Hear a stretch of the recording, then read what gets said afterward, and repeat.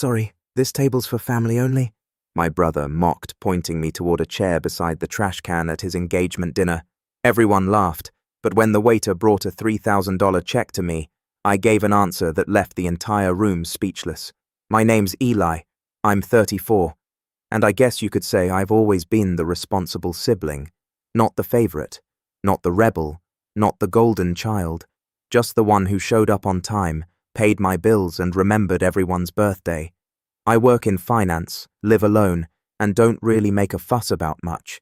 My family, well, they're loud, close-knit in that performative way, and very good at pretending everything's just peachy while sweeping real problems under the rug.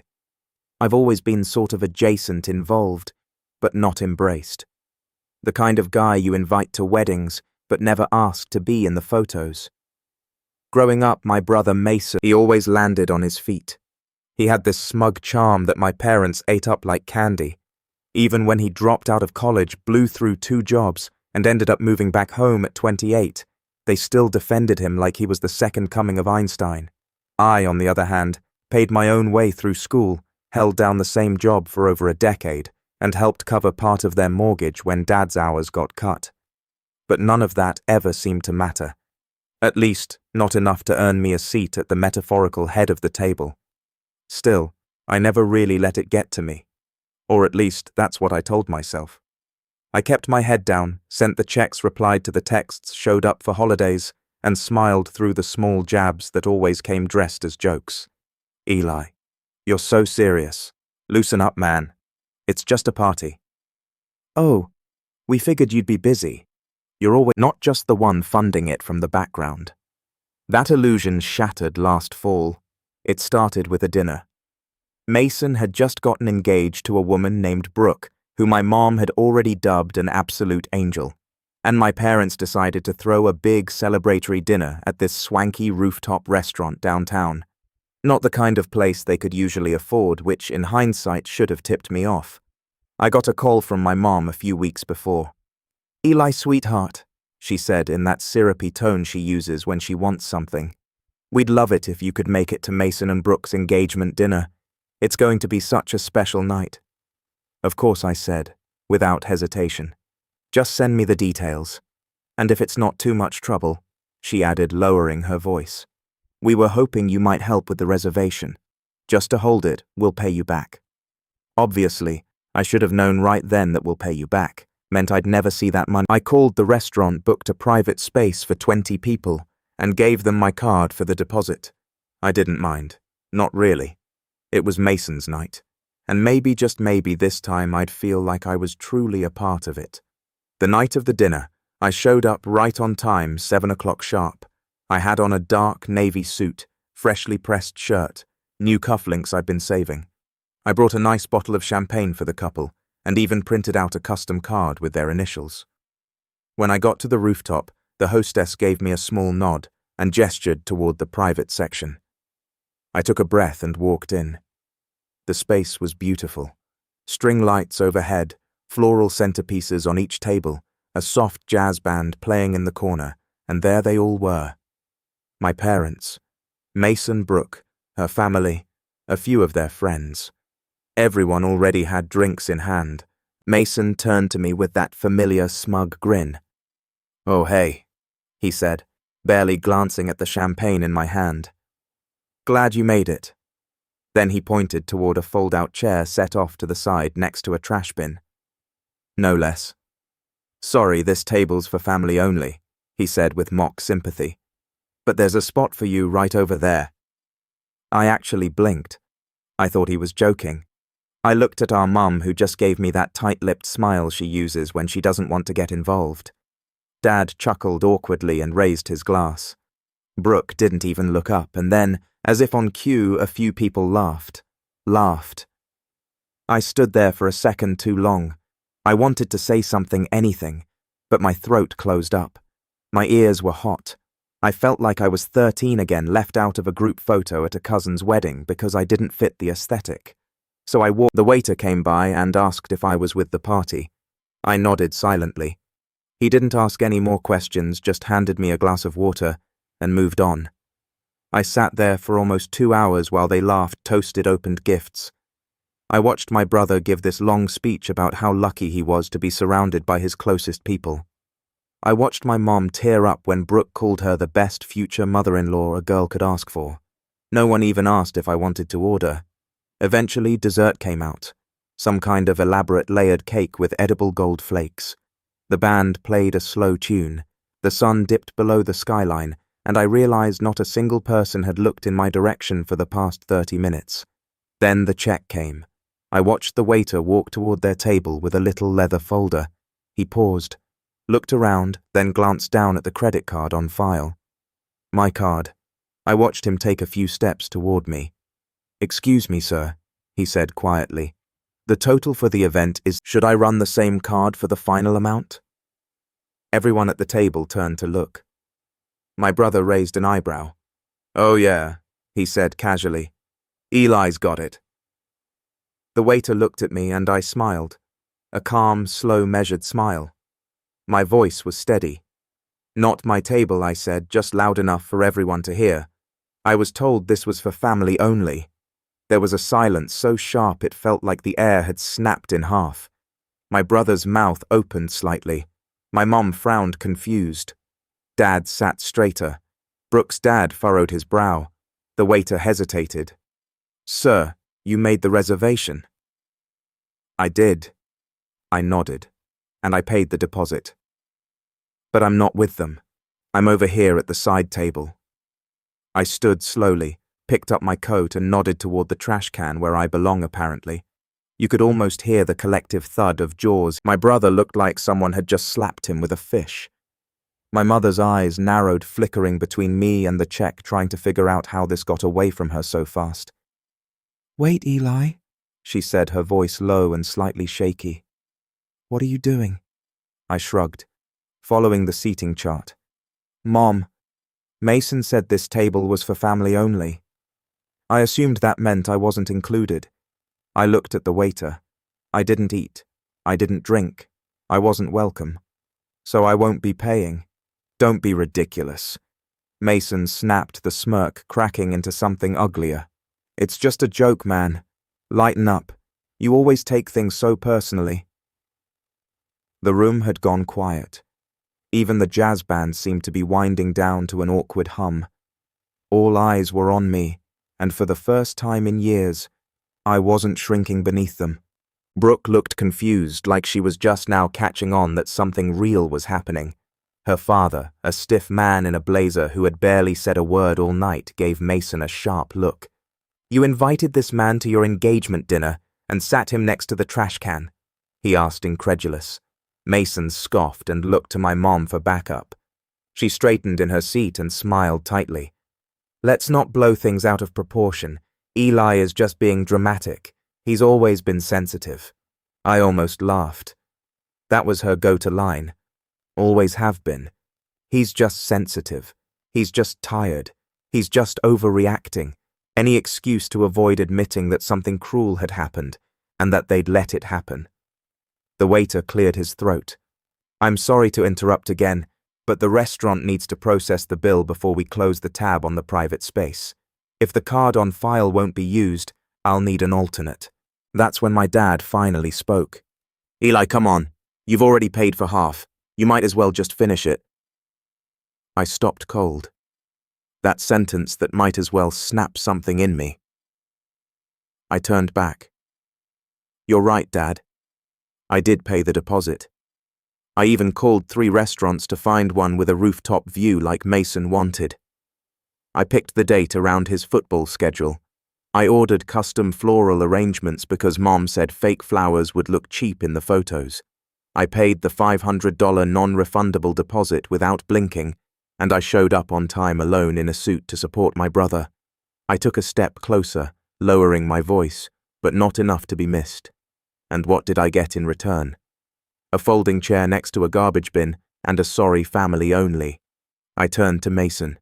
"So now you get to figure it out. You and your real family." Mason's face was flushed, now red creeping up his neck. I said, "I'm drawing a line," and I walked away. I didn't even bother with the elevator. I took the stairs, every step pounding with adrenaline and disbelief that I'd actually done it. Outside, the night air hit me like a slap, sharp and bracing. I loosened my tie and kept walking. I didn't know where I was going, but I knew I wasn't going back. I thought maybe that would be the end of it. A bold exit, a few awkward apologies later, maybe even a half-hearted attempt to brush it under the rug. But what I didn't know was just how deep the consequences of that moment would go, because later that night, long after I'd gotten home still in my suit, still holding that unopened bottle of champagne like a ghost limb, my phone lit up. First a text from Mason. "Dude, seriously, you couldn't have just paid the check and talked to me after." Then another for Mom. "You embarrassed us in front of Brooke's entire family. Was that your goal? Revenge?" And then a call from an unknown number. "Hi," she said, her voice quieter than I'd ever heard it. "I know we don't really talk, but can I ask you something?" "Sure," I said, cautiously. "Did you really pay for everything? The deposit, the flowers, all of it?" I paused. "Yeah." There was a silence on the other end.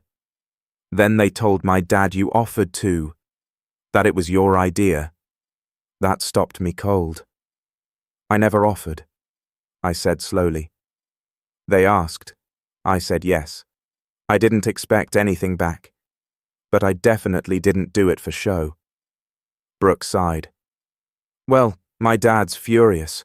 He thought you volunteered as a kind gesture, but now he's saying he wouldn't have agreed to the restaurant if he'd known it was being paid for by someone they basically shoved in the corner."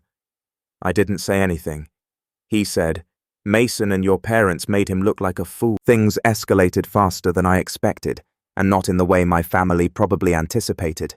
It started with the group chat. You know, the one, the big family thread that usually lit up around birthdays and holidays with recycled gifts, blurry food pics and happy Friday text from my aunt. I hadn't heard a peep from it since the night of the dinner, but suddenly it roared back to life. "Mom, Eli, we need to talk. Call me when you have a minute. Mason, you seriously messed things up with Brooke's family. You owe us a fix. Dad, this is getting out of hand. Just apologize and let's move on." I didn't reply. It wasn't just about the chair. It wasn't even about the bill. It was about everything that came before.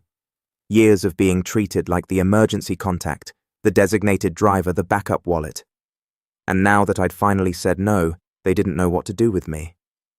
What made it worse, or maybe better depending on, was that Brooke's father apparently wasn't the type to take humiliation lightly, from what I gathered through a mutual friend of Mason's, a guy named Trent, who'd always been more decent to me than most of them. Mr. Whitaker had a meltdown the night after the dinner.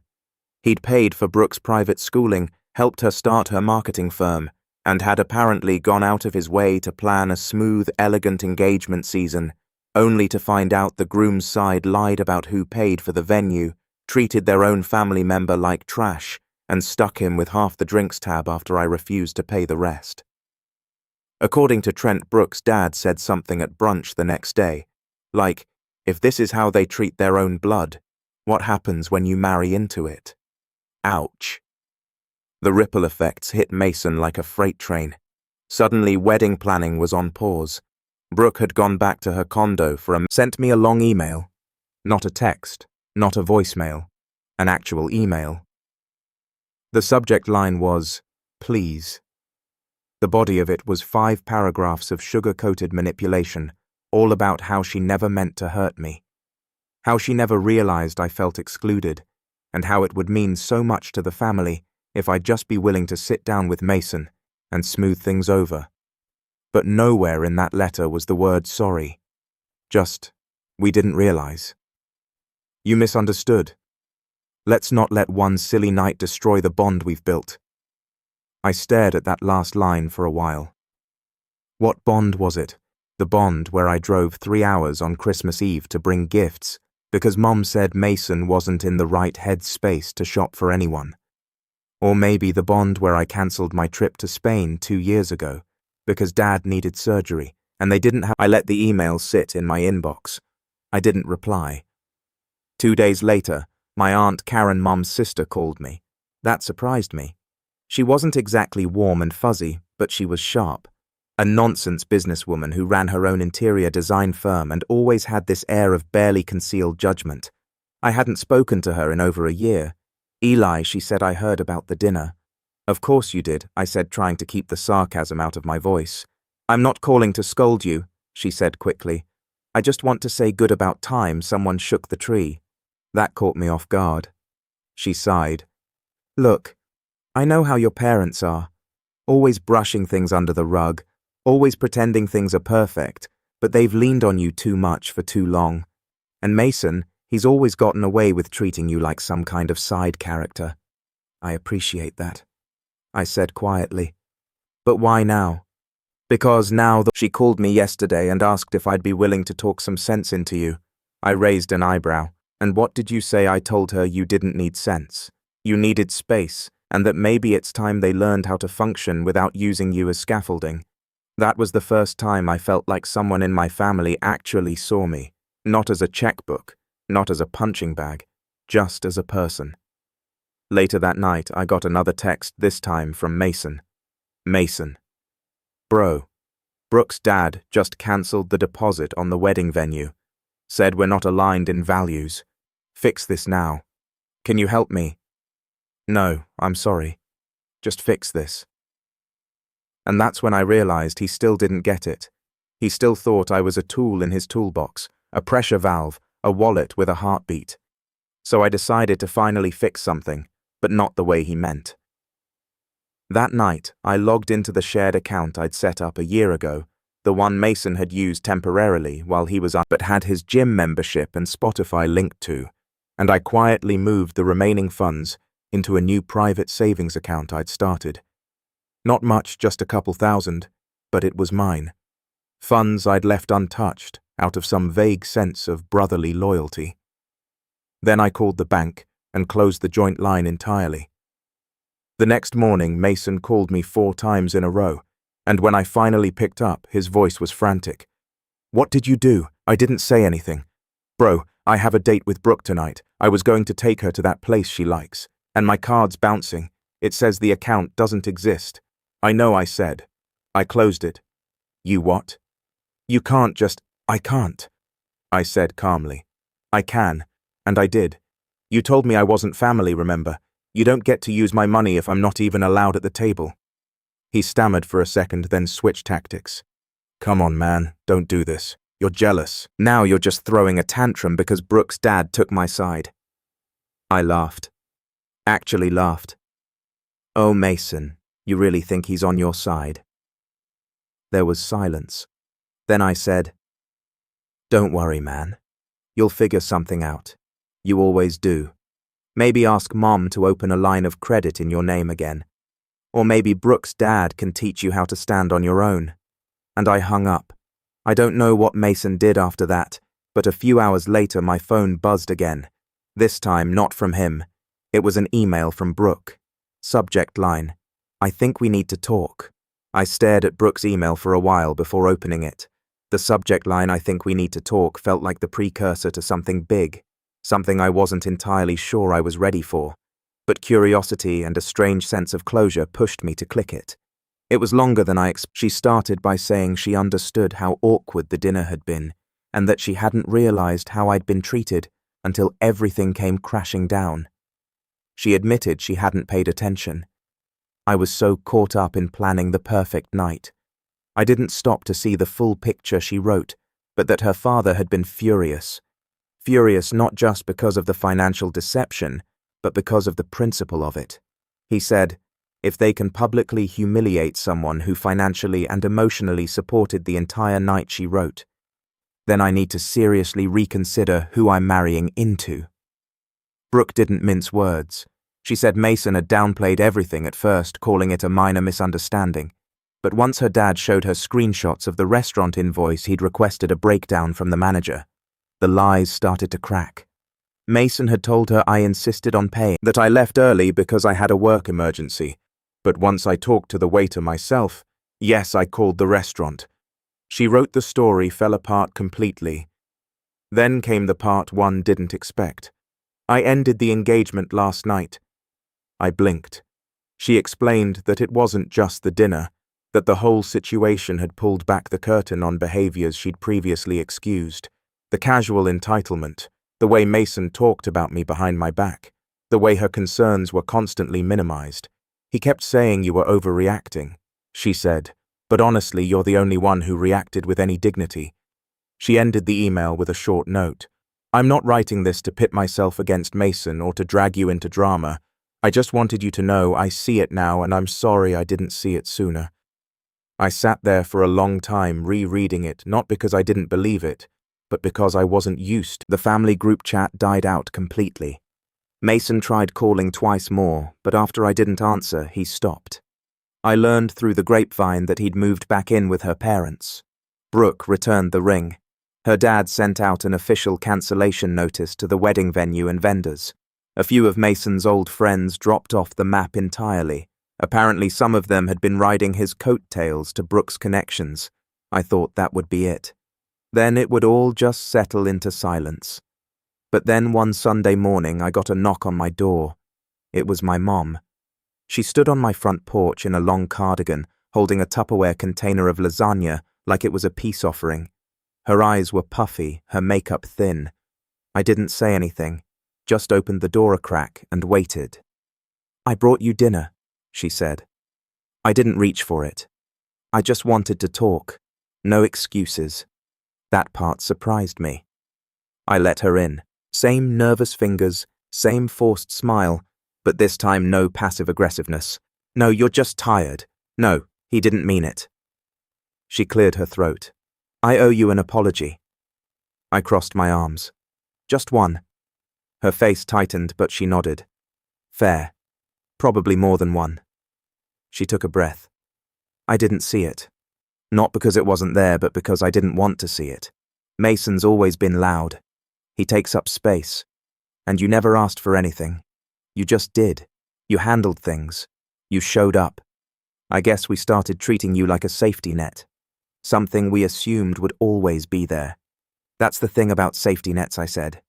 People only look at them when they're falling, never when they're climbing. Her lip trembled.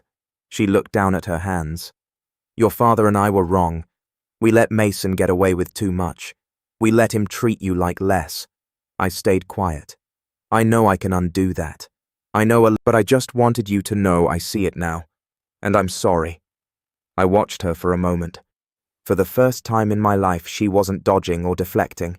She wasn't defending Mason. She wasn't telling me to lower my voice or get over it. She was just sitting there owning it. I nodded slowly. Thank you. We didn't talk for long after that. She left the lasagna. I walked her to the door. She didn't ask me to forgive Mason. She didn't ask me to call him. She just said, take care of yourself, and drove off. After that, things didn't magically repair, but they didn't get worse either. My parents started sending individual messages instead of group ones. Short ones. Respectful. My mom invited me to Thanksgiving in a few months, only if you feel up to it, she said. I haven't decided if I'll go. Mason, from what I hear, is back to working part-time at some startup he hates. Living rent-free, avoiding eye contact with mirrors, probably. He hasn't reached out again, and I'm okay with that. As for me, I started doing more with my time. I took the postponed trip to Spain. I bought myself a new set of noise-cancelling headphones. I read books on boundaries, on family dynamics, on quiet strength. I even started seeing a therapist, and not because I was broken, but because I realized healing doesn't come from waiting for someone else to say sorry. It comes when you look at your own reflection and say, you deserved better, and you gave it to yourself.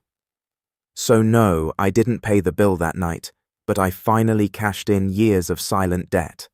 And for the first time in my life, I'm not sitting